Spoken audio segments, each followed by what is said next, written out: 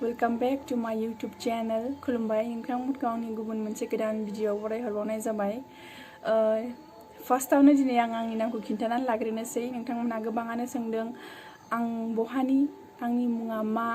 स' दिनैनि भिडिअनि गेजेरजोंनो आं खोन्थानोसै आंनि मुंखौ। आंनि मुङा पुर्णिमा बसुमतारी। आं बिजनीनिफ्राय डिस्ट्रिक्ट चिरां। आं बिजनी बाजारनिफ्राय 30 बा 40 मिनिटसो लायो जोंनिसिम मोनफैनो। मंगलियान होननाय जायगाखौ खोनाबाय जानो हागौ ना। मंगलियान होननाय बाजारनि साहा हाबबोनांगौ। जोंनि गामिया मंगलियान बाजार मोनबाय। मंगलियान बाजार मोननायनिफ्राय सिदा साहा फैनाय लामा दङ। बेजों फैनानै ओरै सामगामि होननाय गामियाव आंनि जोनोम गामिया। नेक्स्टआव माब्लाबा खिथागोन आं लामाखौ। ओमफ्राय मोनसे खोथा, आंनि चेनेलाव 1K साबस्क्राइबारा दाख्लै सिगाङावनो जादों। ओमफ्राय आं नोंथांमोननिसिम साबायखर होनाय भिडिअस लाबोनो हायाखै। बिनि थाखाय आंनि गोसो गोरबोजों सरि बिनाय थाबाय दिनै। ओमफ्राय आं साबायखर होनो सानदों जाय बिथांमोनहा आंनि चेनेलखौ साबस्क्राइब खालामनानै 1K बारहोनो हाबाय। बे बिथांमोनखौ साफ्रोमखौबो थेंक इउ स' माच। Thank you.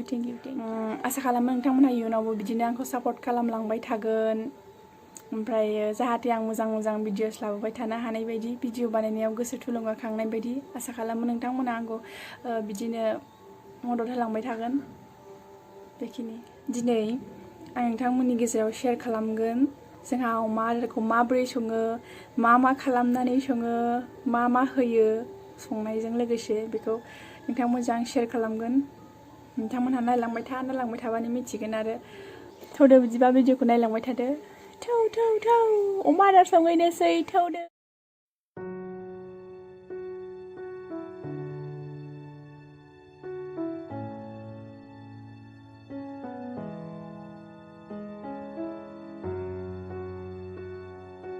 एभ्रि डे फुङाव संबाय थानाय जायो, ओंखायनो थौआ नायगोन बेसेबा मेमब्रांजोब्बायसोबाय आं बायदि।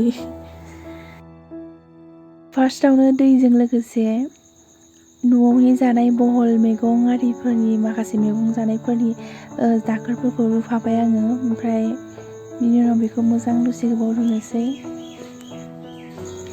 बेबायदि माइरंखौ बाजारनिफ्राय बायनानै दोनबाय थानांगौ जायो। बिराद थाब जोबो। सानफ्रामबो फुङावनो संबाय थायो नालाय, ओंखायनो बिराद थाब जोबो आरो। बिनि उनाव मैगंखौ दसे रुखांनायनि उनाव माइरंखौ हरनांगौ। माइरंखौ हरनानै माइरंखौबो मोजां गोबाव रुइजासिम संबाय थानांगौ। बिनि उनावसो जोङो जुखामखौ दैजों गलायनानै होदेरगोन।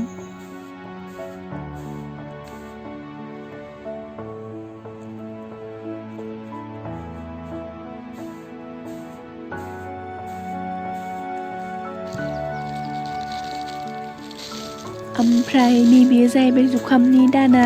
बियो बेग मोनसेयावहाय 700 लायो, 700 रुपिस लायो।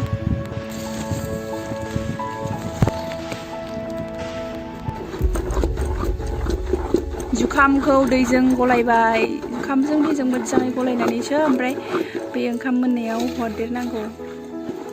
लाद्रा जायोना, बेनिखायनो दैजों मोजां गलायग्रोनांगौ। जाबाय दे।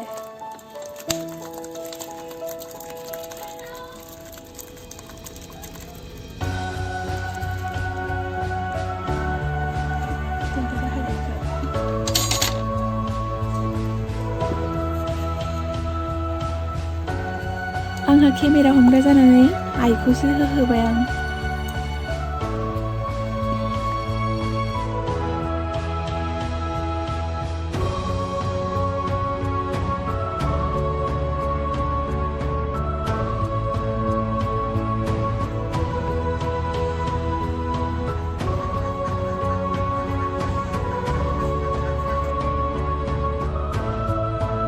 ओमफ्राय नायगोन भिडिअ खालामनानै संख्रिखौ दहाय होनो बावदों आं, दासो होबाय लास्टावसो।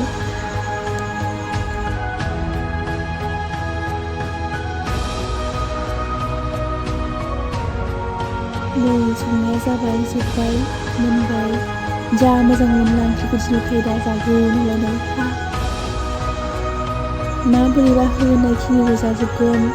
बेखौ साननानैनो बिराद मोजां मोजां बानायनानै होनो गोसो जायो माने खस्थ'ब्लाबो आरो जानाया मोजाङै जाबासो थाबैनो देरगोन नङा होमबा।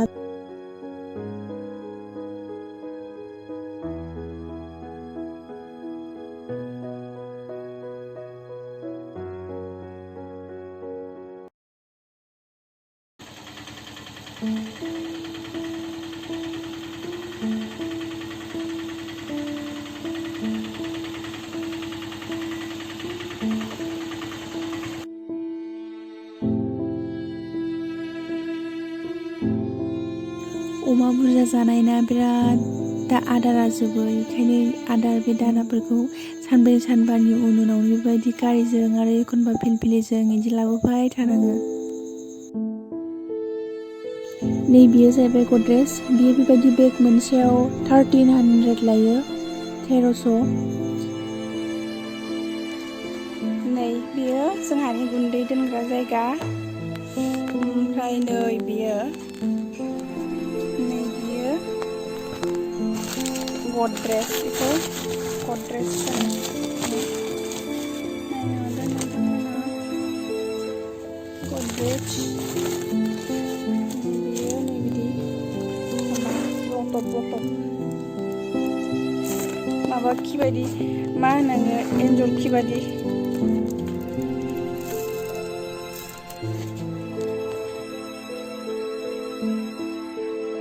ओमफ्राय बे गुन्दैया जोंथिंजाय केजियाव 13 थाखा लायो, 13 रुपिस लायो केजियाव।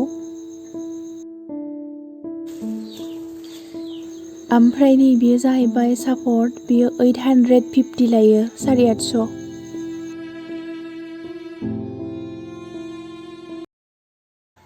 बेवहाय मा होयो नोंथांमोनहा नुखाजोब्बाय। ओमफ्राय थेंक इउ स' माच आंनि भिडिअखौ जोबजासिम नायनायनि थाखाय। आसा खालामो नोंथांमोनहा बिदिनो आंखौ सापर्ट खालामलांबाय थागोन।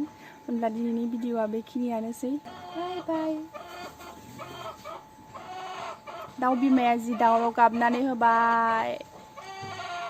बाय बाय।